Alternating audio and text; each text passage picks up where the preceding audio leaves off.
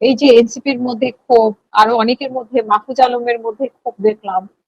তারপরে গতকালকে আরেকটি বিষয়ে, আরেকটি বড় ধরনের ঘটনা ঘটার কথা ছিল কিন্তু ঘটেনি, সেটা আপনি নিশ্চয়ই জানেন।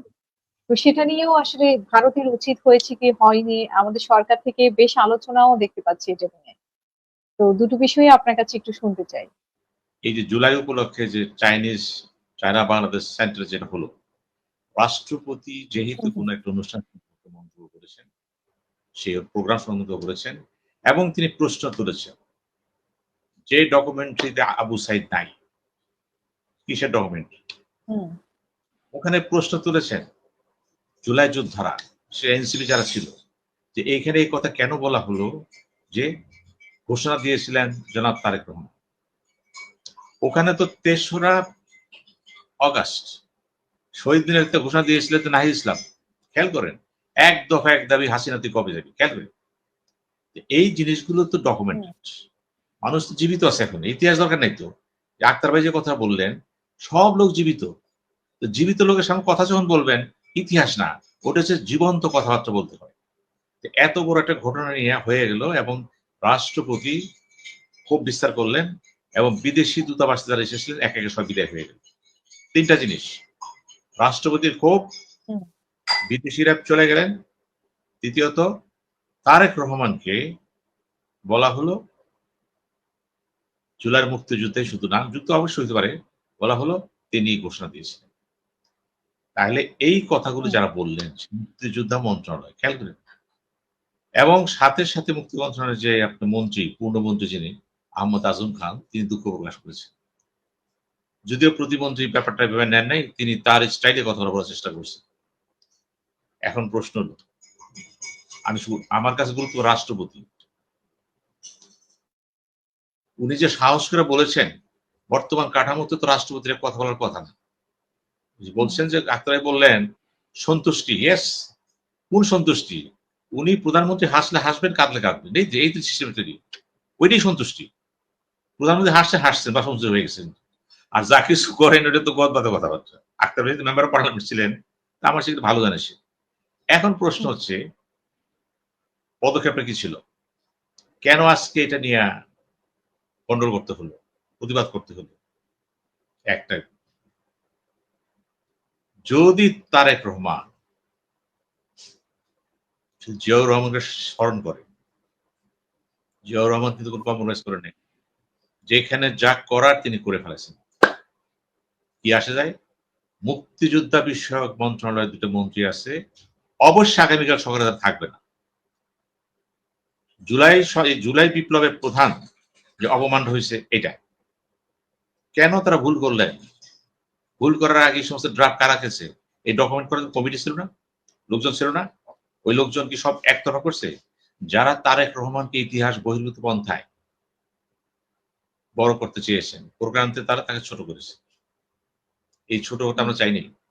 তারেক রহমান নিজস্ব গুণে গুণান্বিত, আলোকিত এবং তিনি কাজ করে যাচ্ছেন।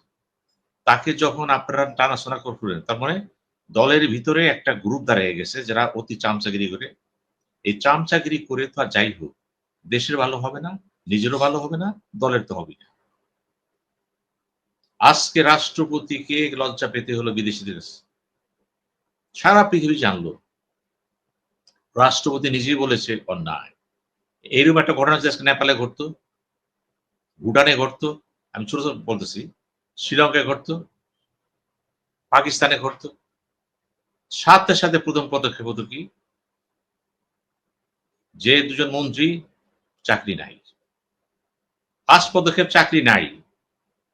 তারা যত যোগ্য, যত প্রিয় হোক না কেন, কর্তব্য কাজে অবহেলা এবং একটা ইতিহাসকে, ঐতিহাসিক ঘটনাকে তারা বিকৃত করে দলের চিফকে তারা এমন পর্যায়ে নিয়ে গেছে যেটা দলের চিফ চিন্তা করেনি। এই যে তাকে অনালোকিত করার চেষ্টা করা হয়েছে, এটাই হলো সুরা।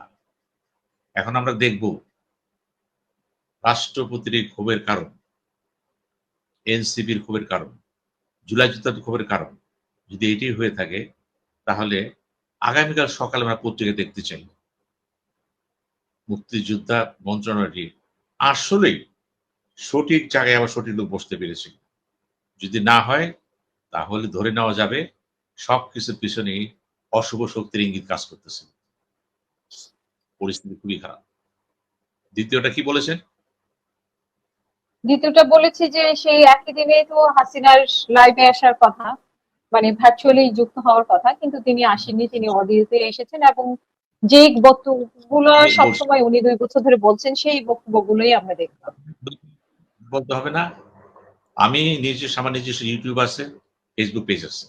আমি কিন্তু 18 মিনিটের একটা ভিডিও সেখানে আজকে দিয়েছি। 18 মিনিট। অনেক কিছু বলেছেন তিনি এবং সাহস করে কিছু বলেছেন তিনি। এখন প্রশ্ন আসে, শেখ হাসিনা বয়ান দিবেন ভারতের correspondent club of south Asian journalist club, সাংবাদিক আছে, ভালো কথা, এটা ভারতে আছে। এবং খেয়াল করবেন কিন্তু এখানে যারা দাওয়াত পেয়েছেন, লোকাল আছেন, কিছু বাইরেতে আসছেন। এখন প্রশ্ন হলো এটা কোথায় হচ্ছে? এটা ভারতে হচ্ছে। তো শেখ হাসিনা কোথায় আছে? ভারতে আছে।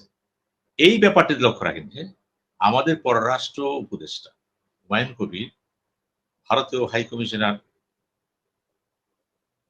দীনেশ ত্রিবেদীকে যে কথা বলছিলেন। তার সাথে তাকে বুঝিয়ে বললেন যে আপনার দেশে বসে যাতে নিষিদ্ধ আওয়ামী লীগ বা তার নেতৃবৃন্দ আপনার ভূখণ্ড ব্যবহার করতে না পারে, সম্পর্ক কিন্তু টালমাটাল হয়। বুঝিয়ে দিয়েছিলেন। তো উনি বলেছিলেন আমি প্রয়োজনীয় খোঁজ খবর নেব, আমি দেখব। বাংলাদেশ সরকারের বিভিন্ন তরফ থেকে বলে দেওয়া হয়েছে। কিন্তু কি করলেন? ঠিক একদিন আগে ভারতের পররাষ্ট্র মন্ত্রণালয়ের মুখপাত্র রণধীর ওয়াল উনি বলে দিলেন এই বক্তব্যের সাথে আমাদের কোনো মিল নাই, আমরা এগুলি গুরুত্ব দেই না, আমরা শেয়ারও করি না, এটা সম্পূর্ণরূপে শেখ হাসিনার নিজস্ব ব্যাপার। একটা রাষ্ট্র যদি তার অভ্যন্তরে এভাবে কথা বলে, এটা বাচ্চাকে বলতে পারেন, এই কথা কি প্রযোজ্য হয়? মানুষ কি ঘাস খায়? অর্থাৎ ভারত সরকার সম্পূর্ণ দায়িত্ব নিয়ে নিল, ইয়েস শেখ হাসিনা বলবে।